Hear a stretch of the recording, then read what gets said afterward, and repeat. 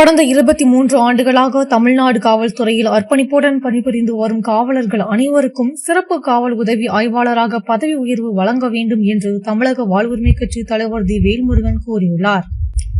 மேலும் தமிழ்நாடு அரசு கடந்த 13ஆம் தேதி அன்று வெளியிட்ட புதிய அரசாணையின்படி காவலர்களுக்கான நிலை உயர்த்துதலில் தற்போது உள்ள 10-5-10 பணி ஆண்டுகள் என்பதை மாற்றி 10-3-10 பணி ஆண்டுகள் என நிர்ணயித்து உத்தரவிட்டுள்ளது.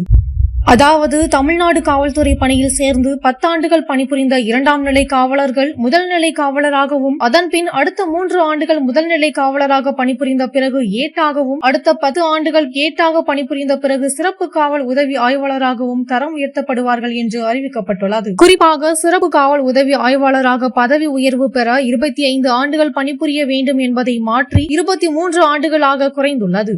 தமிழ்நாடு அரசின் புதிய அரசாணையின்படி 2002ஆம் ஆண்டு முதல் 2010ஆம் ஆண்டு வரை பணியில் சேர்ந்த காவலர்களுக்கு சிறப்பு காவல் உதவி ஆய்வாளராக பதவி உயர்வு வழங்க மறுக்கப்பட்டுள்ளது. பதவி உயர்வு கால வரம்பானது 2011ஆம் ஆண்டுக்கு பிறகு பணியில் சேர்ந்த காவலர்களுக்கு மட்டுமே பொருந்தும் என்று தமிழ்நாடு அரசு அந்த அரசாணையில் தெரிவித்துள்ளதால்